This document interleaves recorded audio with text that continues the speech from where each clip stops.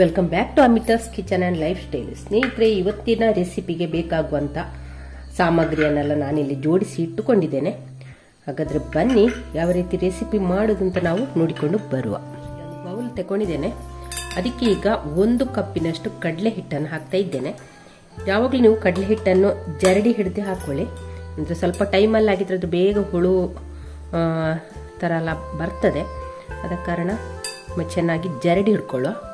ಇವಾಗ ಇಲ್ಲಿ ಜರಡಿ ಹಿಡಿದ ಕಡಲೆ ಹಿಟ್ಟಿಗೆ ಒಂದು ಅರ್ಧ ಟೀ ಸ್ಪೂನ್ ಅಷ್ಟು ಶುಂಠಿ ಬೆಳ್ಳುಳ್ಳಿ ಪೇಸ್ಟ್, 1 ಟೀ ಸ್ಪೂನ್ ಅಷ್ಟು ಗರಂ ಮಸಾಲ, ಒಂದು ಸ್ವಲ್ಪ ಕಲರ್ ಟೇಸ್ಟ್ಗೋಸ್ಕರ ಅರಶಿನ, ಒಂದು 1/4 ಟೀ ಸ್ಪೂನ್ ಅಷ್ಟು, 1 ಟೀ ಸ್ಪೂನ್ ಅಷ್ಟು red chilli powder, 1 tea spoon ಅಷ್ಟು ಕೊತ್ತಂಬರಿ ಪೌಡರ್, 2 ಕಾಯಿ ಮೆಣಸನ್ನು 4 ಭಾಗ ಮಾಡಿ ಹೀಗೆ ಚಿಕ್ಕದಾಗಿ ಕಟ್ ಮಾಡಿ ಇಟ್ಕೊಂಡಿದ್ದೇನೆ. ಕರಿಬೇವು, ಕಟ್ ಮಾಡಿ ಇಟ್ಕೊಂಡಂತ ಕರಿಬೇವು, ಒಂದು 1/4 ಟೀ ಸ್ಪೂನ್ ಅಷ್ಟು ಓಮವನ್ನು ಹಾಕೊಂಡಿದ್ದೇನೆ. ಅದನ್ನು ಸ್ವಲ್ಪ ಕ್ರಶ್ ಮಾಡಿಕೊಂಡು ಹಾಕಿಕೊಂಡ್ರೆ ಆಯಿತು. 1 ಟೀ ಸ್ಪೂನ್ ಅಷ್ಟು ಜೀರಿಗೆ ತಗೊಂಡಿದ್ದೇನೆ. ಅದನ್ನು ಕೂಡ ಅಷ್ಟೇ ಸ್ವಲ್ಪ ಹೀಗೆ ಕೈಯಲ್ಲಿ ಸ್ವಲ್ಪ ಹೀಗೆ ಕ್ರಶ್ ಮಾಡಿ ಹಾಕಿಕೊಂಡ್ರೆ ಆಯಿತು. ಹೀಗೆ ಇಲ್ಲಿ ಚಿಕ್ಕದಾಗಿ ಕಟ್ ಮಾಡಿ ಇಟ್ಟುಕೊಂಡ 3 ಈರುಳ್ಳಿಯನ್ನು ಹಾಕೊಂಡಿದ್ದೇನೆ.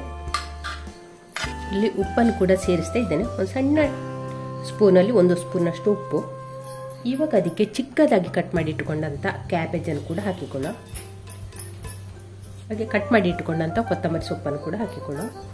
ಇವಾಗ ಇದನ್ನೆಲ್ಲ ಅಂತೆಯೇ ಕಲಸಿಕೊಳ್ಳುವ. ನೀರು ಹಾಕೊಳ್ಳೋದು ಬೇಡ, ಅಂತೆಯೇ ಚೆನ್ನಾಗಿ ನಾದಿ ನಾದಿ ಕಲಸಿಕೊಂಡ್ರೆ ಆಯ್ತು.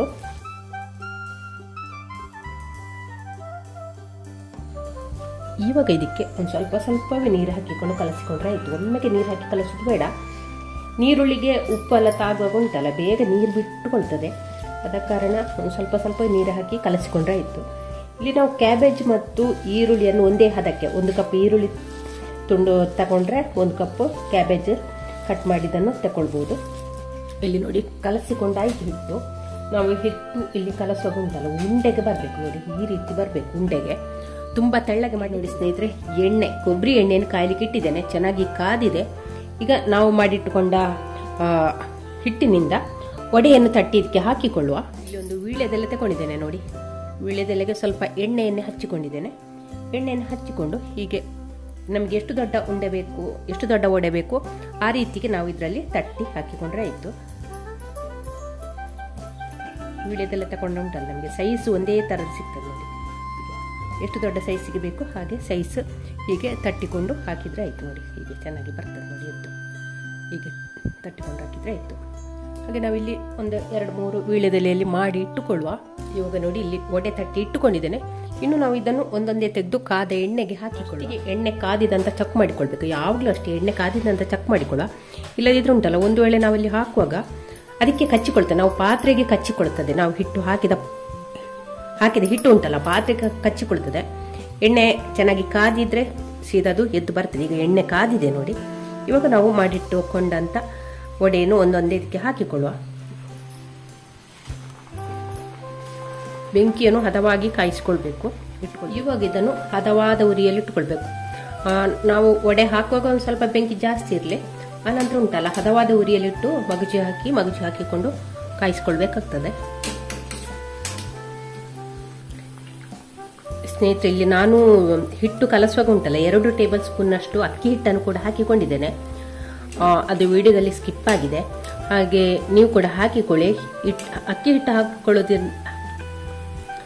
ಹಿಟ್ಟು ಹಾಕಿಕೊಳ್ಳೋದ್ರಿಂದ ವಡೆ ತುಂಬಾ ಕ್ರಿಸ್ಪಿಯಾಗಿ ಬರ್ತದೆ, ಮತ್ತೆ ತುಂಬಾ ಎಣ್ಣೆ ಕೂಡ ಹೀರಿಕೊಳ್ಳೋದಿಲ್ಲ.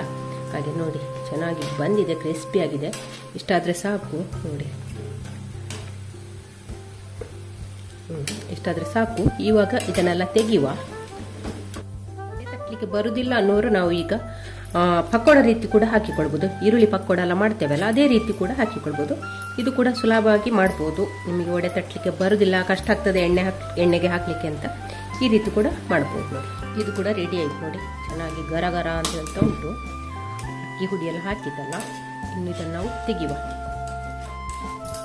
ಸ್ನೇಹಿತರೆ ನೋಡಿ, ನಮ್ಮ ವಡೆ ಚೆನ್ನಾಗಿ ಬಂದಿದೆ, ಕ್ರಿಸ್ಪಿಯಾಗಿ ಬಂದಿದೆ. ಹೊರಗಿಂದೆಲ್ಲ ಒಳ್ಳೆ ಕ್ರಿಸ್ಪಿಯಾಗಿದೆ, ಒಳಗೆ ಸಾಫ್ಟ್ ಆಗಿ ಬಂದಿದೆ. ಹಾಗಿಲ್ಲಿ ನಾವು ಈ ವಡೆಯನ್ನು ಟೊಮೆಟೊ ಕೆಚಪ್ ಜೊತೆ ತಿನ್ಬೋದು, ಇಲ್ಲ ನಾವು ಗೀ ರೈಸ್ ಜೊತೆ ತಿನ್ಬೋದು, ಇಲ್ಲ ಚಿತ್ರಾನ್ನ ಜೊತೆ ಕೂಡ ತಿನ್ಬೋದು. ಹಾಗೆ ನಾನು ಇದನ್ನು ಚಿತ್ರಾನ್ನ ಇವತ್ತು ನಾನು ತಿಂಡಿಗೆ ಚಿತ್ರಾನ್ನ ಮಾಡಿದೆ.